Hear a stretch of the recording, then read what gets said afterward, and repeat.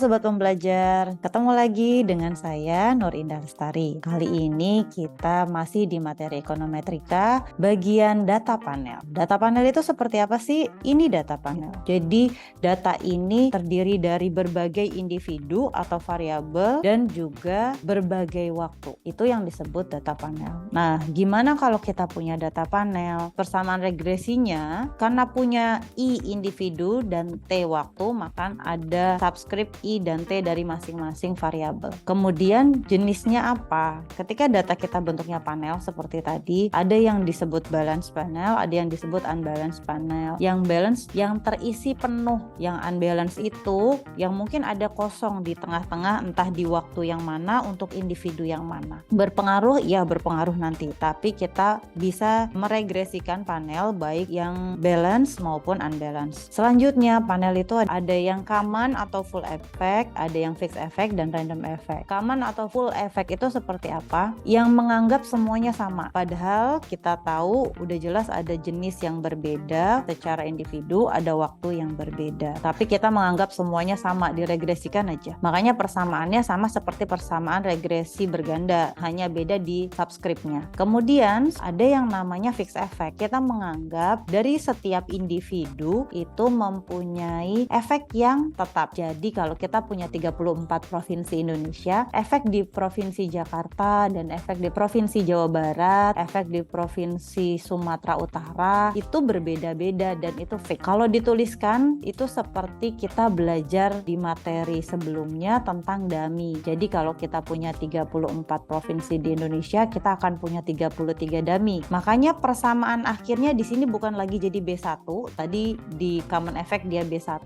Kenapa? Karena semuanya dianggap sama, jadi satu aja konstantanya. Kemudian di fixed effect itu ada B0I. Itu tergantung I-nya ada berapa. Jadi B0-nya ada banyak I ya. B0 untuk I1 berapa, I2 berapa, itu bisa jadi berbeda-beda. Yang ketiga, random effect. Random effect itu apa? Dibanding kita menganggap bahwa setiap individu punya efek yang tetap, kita menganggap efeknya random. Sehingga B0I ini bukan hanya karena I-nya yang bergerak, tapi ada errornya juga yang bergerak. Gitu. Jadi B0I itu B0 ditambah error dari masing-masing individu. Kalau diregresikan seperti apa? Kita pindah ke stata ya. Udah kelihatan statanya, pastikan datanya punya tahun yang lebih dari 2, kemudian punya individu juga yang lebih dari 2. Di sini saya pakai yang langsung buka DTA ya. Saya punya apa? Saya punya ada data IPM, kemudian kemiskinan dan rasio Gini. Ini datanya dari tahun 2019, 2020, 2021. Sebenarnya hanya 3 tahun, hanya provinsinya ada 34. Bagaimana caranya? Yang pertama saya sum dulu ya. Ini semua datanya tersedia, jadi teman-teman melihat rangkuman semua data. Kenapa provinsinya 0? Karena tadi ketika kita lihat ke data, di sini dia merah. Kalau merah, Tata nggak bisa baca. Akhirnya yang kita lakukan adalah kita rubah kodenya si provinsi supaya bisa dibaca oleh data. Gimana caranya? Tulis encode, kemudian pilih variabel yang mau dirubah. Kalau di sini saya provinsi, tergantung individunya. Kemudian koma, spasi gen, spasi buka kurung. Nama provinsinya mau diganti apa?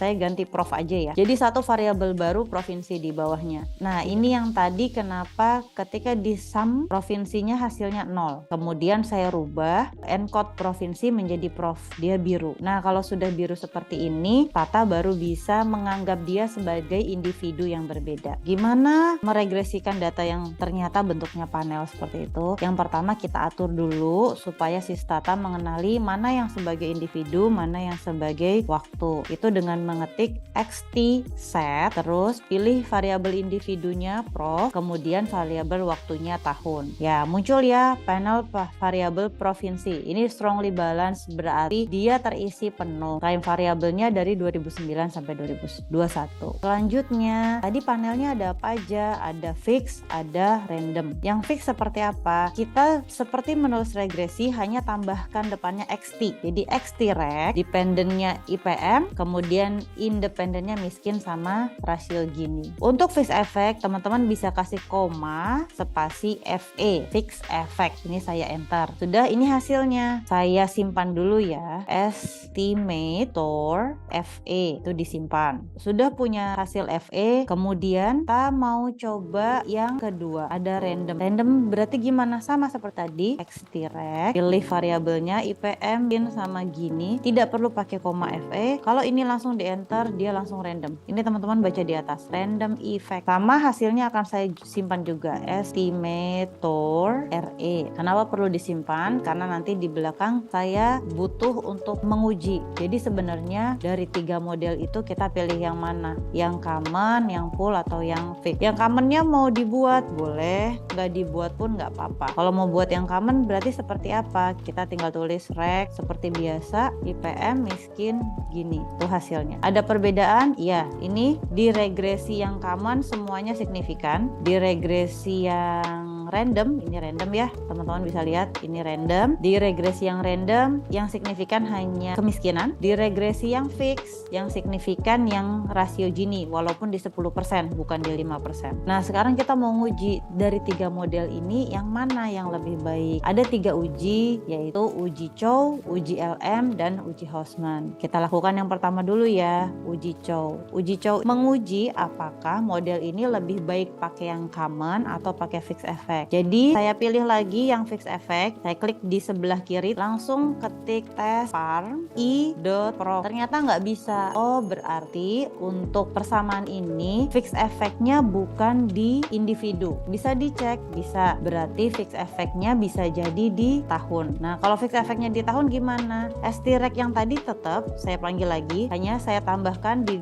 dalamnya di sini i titik tahun. Supaya apa? Supaya dia tahu kalau individunya dirubah ke tahun. Nah, udah dapet nih. Lihat hasilnya beda ya. Di sini ada tahun 2020 dan 2021. 2019-nya kemana? Nggak ada, karena kan dummy. Kalau kita punya 3 variabel untuk pilihan tahun, berarti dummy-nya hanya 2, n-1. Dari sini baru kita bisa tulis tes farm i tahun. Dapat hasilnya signifikan. Kalau signifikan, berarti model ini lebih baik pakai fixed effect. Kemudian kita lakukan tes yang kedua, yang tes LM, Lagrange multiplier. Tes ini untuk apa? Untuk mengetahui apakah lebih baik pakai random atau pakai common. Nah, jadi saya panggil lagi nih yang nomor 7 tadi, extract, IPM, miskin, dan Gini, yang tentang random. Saya run lagi. Ini random ya. Yang random ini kita bisa tes. XT tes 0. Enter. Ini dapat hasilnya. Signifikan juga. Berarti kalau signifikan, model ini lebih baik pakai random. Dari uji Chow, kita dapat lebih baik pakai fix. Dari uji LM, kita dapat lebih baik pakai random. Jadi sebenarnya pakai yang mana? Nah, ada uji yang terakhir namanya Hausman test. Hausman test itu untuk memilih apakah kita pakai fix atau pakai random. Kita ketik aja Hausman FERE. Kok bisa langsung ketik FERE? Karena di awal tadi setelah saya regress yang fix effect, saya langsung simpan. Muncul di bagian variabel ada ESTFE. Kemudian setelah saya regress yang random, saya juga langsung simpan dan ini muncul ESTRE. Itu gunanya kenapa perlu kita simpan. Karena untuk menguji Hausman, kita harus simpan dulu hasilnya supaya bisa diperoleh hasil uji Hausman-nya seperti apa. Jadi kalau sudah disimpan, kita bisa langsung ngetik Hausman FERE, hasilnya signifikan. Kalau signifikan berarti apa? Kalau signifikan atau di bawah 5% berarti kan tolak H0 ya. Sementara nih H0-nya ditulis nih di sini. Difference in coefficient not systematic. Kalau tidak sistematik berarti random. Berarti H0-nya random, H1-nya fix. Nah, kalau dia signifikan berarti kan tolak H0. Dengan kata lain, model ini lebih baik pakai yang fix. Ini ringkasan stata komennya, mulai dari pengaturan, kemudian kalau common seperti apa, fixed effect seperti apa, random effect seperti apa, dan yang terakhir tadi pemilihannya. Tadi karena yang pertama 0%, di bawah